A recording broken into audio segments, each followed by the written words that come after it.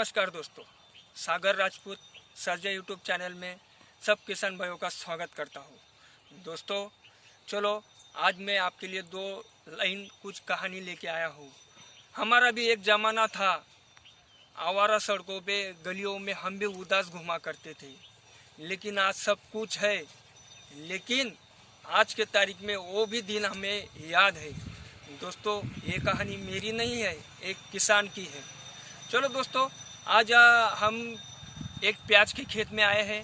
प्याज कैसा बोया जाता है, प्याज की लगाई कैसी किया जाता है, प्याज की सिंचाई कैसी किया जाता है, उसके बारे में मालूमात करेंगे। तो हम आज योगेश गोपाल पाटिल इनके खेत में आए हैं। उन्होंने एक अच्छा नौजवान है, पढ़ाई भी बहुत अच्छी है और उन्होंने खेती के तरफ कैसा मोड़ लिया है। आज उनसे अपन 4 लाइन में बात करेंगे, उनसे मालूमात लेंगे कि आप प्याज के बारे में कैसे आपको लगान लगाई, किसने लगाई, कैसे किया।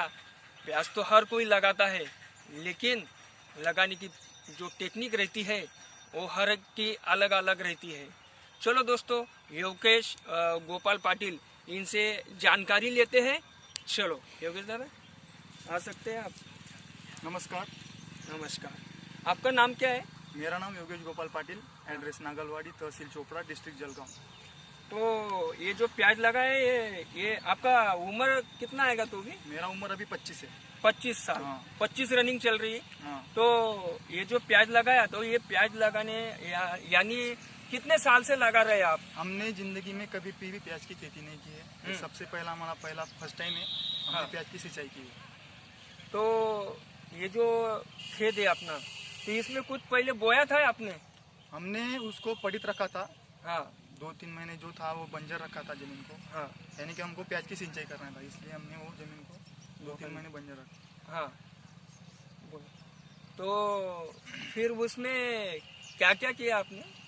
हमने सबसे पहले प्याज के बुआई से पहले जो मिट्टी में जो जलोढ़ मिट्टी रहती है उसमें सुपर सल्फर का छिड़काव किया पूरे खेत में। हाँ। उसके बाद हमने सारी को पानी से भरा। हाँ। उसके बाद हमने प्याज की बुआई की। तो योगेश भैया मेरे को एक बात बताओ, आपकी पढ़ाई तो भी लगभग कितने आ सकती है? मेरी पढ़ाई मैंने MSc ऑर्गेनिक केमिस्ट्री किया है। तो ये जो है क्या बोला आपने? सुपर सल्फर के साथ हाँ। प्याज की खेती के साथ हमने छिड़काव किया। ये आप पढ़ाई करते करते खेती के तरफ, आप तो नौजवान हो, बराबर। पढ़ाई के साथ कंपनी ज्वाइन ये वो सब ये चलता है, तो खेती की तरफ कैसा टर्न लिया आपने? वैसा नहीं है, मेरी अभी भी पढ़ाई चल रही है। हाँ। खेती भी करता हूँ और पढ़ाई भी करता हूँ। Very good। मेरा जैसा टाइम मैनेज होता है मैं वैसे पढ़ाई भी करता हूँ और खेती की तरफ भी ध्यान देता हूँ। हाँ। अगर करते करते कुछ बन जाए तो बहुत बड़ी बात है मेरे लिए। हाँ, ये भी आपकी सोच अच्छी हाँ। है। ये भी बात बहुत सही है। आजकल जो नौजवान लड़के हैं खाली जो पिताजी कमाते हैं उनके दम पे चलते हैं, खाली पढ़ाई करना, व्हाट्सएप चैटिंग करना। लेकिन नौजवान इन्होंने भी जरा गौर करना चाहिए, जो अपने पिताजी ने अपने लिए जो कमा के रखा है उसके तरफ थोड़ा सा ढक के देखने का होना। चलो योगेश दादा से अपन जरा ये करते हैं। तो इसको कैसा लगाया है योगेश दादा? सबसे पहले हमने सारी को इधर से उधर की तरफ मतलब डाला। हाँ। उसके बाद में हमने सिंचाई के वक्त जो हमारे मजदूर थे, मजदूर भाइयों को हमने बताया कि ऐसे ऐसे हमको बुआई करना है। सबसे पहले पानी मोटे बोला सबसे पहले उसमें पानी डालना है। पानी सिंचाई के वक्त जो प्लांट रहता है प्याज का, हाँ। वो एक एक करके हमको जमीन में लगाना है। तो ये लगाने के बाद हमने सबसे पहले पानी को डाला, उसमें पानी को दिया, सरीख से पानी डाला और उसके बाद हमने सुपर सल्फर के साथ यूरिया प्लस पोटैश इनका छिड़काव किया। हाँ। प्याज में। तो आज की कंडीशन में बहुत सारा किसान भाइयों का प्याज जल गया।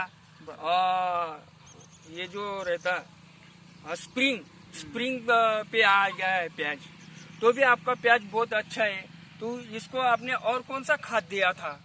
हमने सुपर फॉस्फेट हाँ। प्लस सुपर सल्फर, हाँ। उसके साथ DAP इसका छिड़काव किया।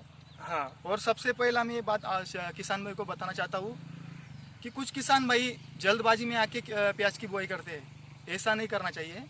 सबसे पहले एटमॉस्फेरिक मतलब वातावरण, जो हमारा वातावरण है वो सुटेबल है कि नहीं प्याज की खेती करने के लिए, मतलब बुआई करने के लिए सफिशिएंट है क्या नहीं, सबसे पहले वो देखना चाहिए। उसके बाद में प्याज की बुआई करनी चाहिए। कुछ किसान भाई गलती कर बैठे हैं कि ऊपर से बारिश हो रही है और नीचे प्याज की बुआई कर रहे हैं, वैसा बिल्कुल भी नहीं करना किसान भाई हो, सबसे बड़ी गलती कर बैठे आप। तो हम जो प्याज की खेती करते हैं ऊपर से बारिश हो रही है और जो प्याज का जो ऊपर का जो सील है वो कट रहता है, और हम जब प्याज की बुआई करते हैं तो जो ऊपर का बारिश का पानी है वो प्याज के अंदर सक हो जाता है।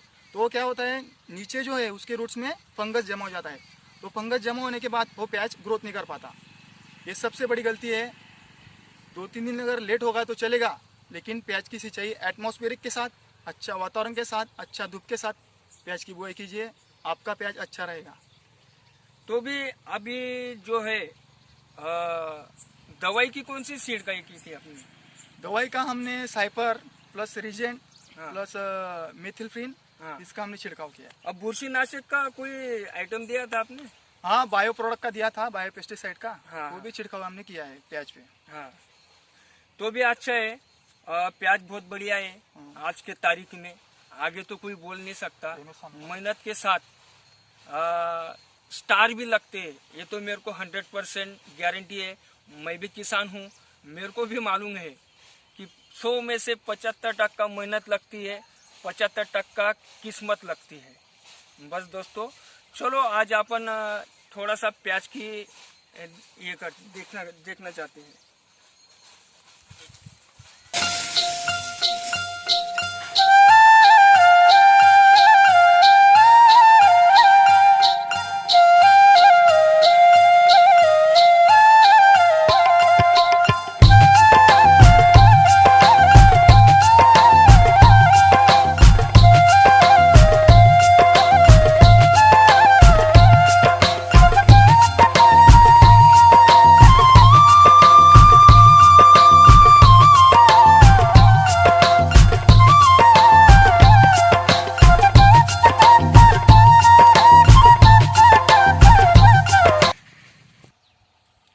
तो अपन अभी जस्ट प्याज देखा तो कैसा लगाया जाता है, प्याज कैसा रहता है। जिनको मालूमत नहीं है प्याज कैसा बोया जाता है, जो यूनिवर्सिटी में लोग रहते हैं उनको पता नहीं, तो ये वीडियो उनके लिए है। हाँ दोस्तों, और एक बात, शेयर मत करना, लाइक मत करना, सब्सक्राइब मत करना, लेकिन वीडियो आखिर तक देखना। इसमें बहुत बड़ा कुछ ना कुछ बाल बराबर आपकी पिताजी का, आपका दादा का कुछ ना कुछ अंश है इसमें। हम भी किसान हैं, आपके पिताजी भी, आपके दादा भी कुछ ना कुछ कहाँ भी तो किसान हो गए। चाहे आप प्रोफेसर हो, चाहे आप कलेक्टर हो, वैसा कुछ नहीं रहता। लेकिन यादगिरी में उनके नाम पे एक कमेंट जरूर लिख के भेजना। तो दोस्तों चलो और कुछ बात करते हैं। तो योगेश दादा, आप कुछ किसान भाई के लिए और कुछ संदेश देना चाहते हो, जिन्हों से जो यंग पार्टी है, जो मोबाइल में ज्यादा से ज्यादा चैटिंग करता है, पढ़ाई में कमजोर होते जा रहे हैं, और करते भी है पढ़ाई भी करते हैं, लेकिन पढ़ाई के साथ अपने पिताजी को थोड़ा साइड बिजनेस में साइड देना चाहिए। तो जैसे आपने दिया है, आपके भाई देते हैं, तो और कुछ नौजवान किसानों के लिए आप मैसेज देना चाहते हो? देखिए, मैं सबसे पहले उस इंसान का नाम लेना चाहता हूँ जिन्होंने देश के लिए, देश के किसानों के लिए जो कार्य किया है वो सबसे बड़ा सराहनीय है। उनका जो योगदान रहा देश के किसानों के लिए वो सबसे बड़ा रहा। तो मैं उस इंसान का नाम लेना चाहता हूँ। उस इंसान का नाम है डॉक्टर MS स्वामीनाथन। तो उन्होंने, स्वामीनाथन जी ने, जब हमारा देश आज़ाद हुआ 1947 में, तब से लेके अब तक, मतलब जो किसान की जो हालात थी वो बहुत ख़राब थी। तो उस टाइम उन्होंने देखा कि किसान के हालात बहुत ख़राब है, इनको हमने चेंजेस करना चाहिए। तो सबसे पहले उन्होंने 1965 में हरित क्रांति यानी कि ग्रीन रेवोल्यूशन की शुरुआत की पूरे देश में। और हमारा इंडिया में से जो पंजाब स्टेट है उन पर उन्होंने गेहूँ की वैरायटी पे उन्होंने सबसे पहला प्रयोग किया। तो मैक्सिको वैरायटी थी वो गेहूँ की। तो उन्होंने जब गेहूँ की वैरायटी पे अपना ये प्रयोग किया हरित क्रांति का, वो सफल हुआ। मतलब हमारा देश जब आज़ाद हुआ 1947 से लेकर 1965 तक, हाँ, तब गेहूं का जो उत्पादन था वो सिर्फ 10,000 मीट्रिक टन था।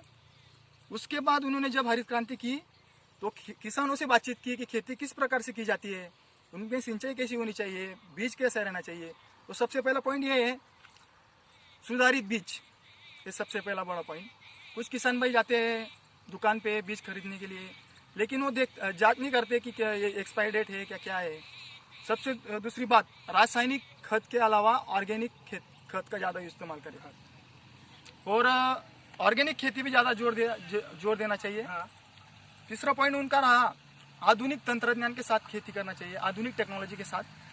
मतलब हमारा रोटावेटर है, अब तो टिलर है, तो किसान की मेहनत भी बचती है और किसान का काम भी जल्द से जल्द हो पाता है। तो उन्होंने ऐसा किया सुधारित वाहन के साथ। और तीसरा मतलब आधुनिक टेक्नोलॉजी के साथ। जैसा हमारा जो किसान भाई है आज का किसान, वो ड्रिप इरिगेशन की तरफ ज़्यादा नहीं बढ़ रहा है। मेरा तो किसान से यही अनुरोध है कि आप ज़्यादा से ज़्यादा मतलब ड्रिप इरिगेशन की तरफ बढ़े, तुषार सिंचन की तरफ बढ़े। हमारा जो वाटर का जो लेवल है पानी का ज़मीन का, वो दिन पर दिन नीचे हो रहा है। इसका मेन रीज़न यही है कि हम ड्रिप इरिगेशन की तरफ नहीं बढ़ रहे हैं। 65% सेव वाटर हमारा ज़मीन का नहीं हो रहा है। तो ड्रिप इरिगेशन में सबसे ज़्यादा वाटर सेव होता है ज़मीन में, और अच्छा अपने को मतलब वो स्टोर रहता है। तो यही बात मैं कहना चाहता हूँ। जो डॉक्टर एम एस स्वामीनाथन जी है, उनका जो कार्य रहा, मैं उनको दिल से धन्यवाद देना चाहता हूँ और उनका आभारी व्यक्त करता हूँ। तो दोस्तों चलो, वीडियो अगर आपको पसंद आए तो लाइक करना, शेयर करना, सब्सक्राइब करना और कमेंट में ज़रूर कुछ ना कुछ तो भी भेजना। चलो दोस्तों, योगेश दा भैया ने मेरे को टाइम दिया, उसके लिए आभार व्यक्त करता हूँ। धन्यवाद। चलो दोस्तों, आप भी ये वीडियो देख के और गौर से देखना, गौर से सोचना, और नया वीडियो के साथ और मिलेंगे। नमस्कार, जय हिंद।